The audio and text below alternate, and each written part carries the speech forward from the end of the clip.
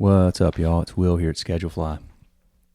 I want to read the Starfish story to you today and just share some commentary about why this is on my mind and why I decided to put this on the podcast. Wes sent this to me probably 2 or 3 weeks ago. I've thought about it at least once a day since then. I've told people about it. I've sent it to other people, and it really helped crystallize for me why we do what we do at Schedulefly with taking care of our customers, and why so many of you do what you do and the way you do it with your hospitality businesses, and the way you and your staff treat your customers, or hopefully how we all treat our customers. But it serves as a great reminder. So here we go. And this is adapted from, I believe, is a book called The Star Thrower by Lauren Isley. So this is an adapted version and an abbreviated version. The Starfish story. Quote, "One day, a man was walking along the beach when he noticed a boy picking something up and gently throwing it back into the ocean. Approaching the boy, he asked, 'What are you doing?' The boy replied, 'Throwing starfish back into the ocean. The surf is up and the tide is going out. If I don't throw them back, they'll die.' 'Son,' the man said, 'don't you realize there are miles and miles of beach and hundreds of starfish on each mile? You can't make a difference.'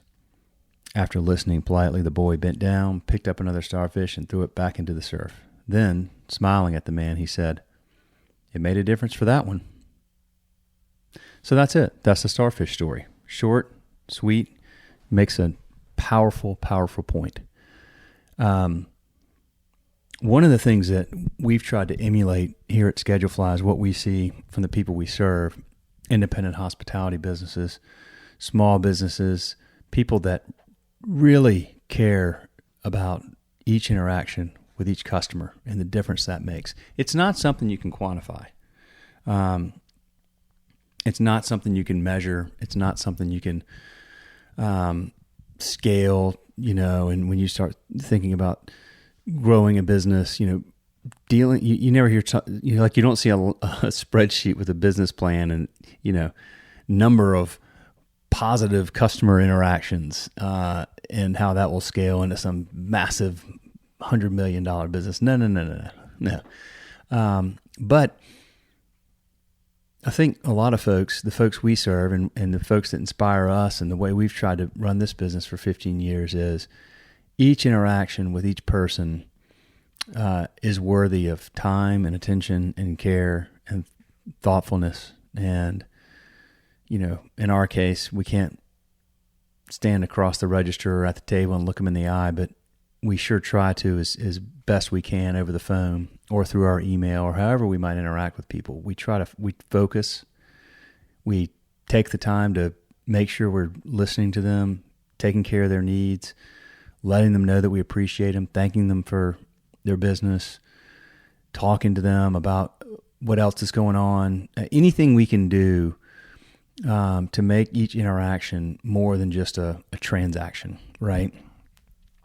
It's been so important to us, and I don't know how to measure that. Can't measure it. None of us do, but I can say that particularly in a situation where, as many of you in hospitality do, we rely so much on word of mouth.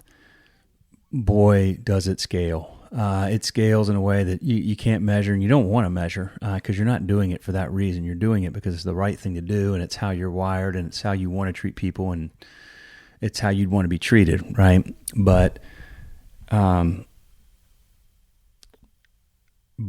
you make a difference in one person's day, particularly nowadays where, the bar is so low, it is such an impactful thing that they stop and they're just kind of blown away, right? Like just the fact that you picked up the phone when they called, or you called them right back, or they sent an email and got a quick response, or, you were super, super easy to do business with, or flexible, or whatever the case may be. They're so surprised by it because it's so rare that they want to tell somebody about it. They want to say, I had 50 different interactions with 50 different businesses today, but this one interaction, wow, that was really cool. That made my day.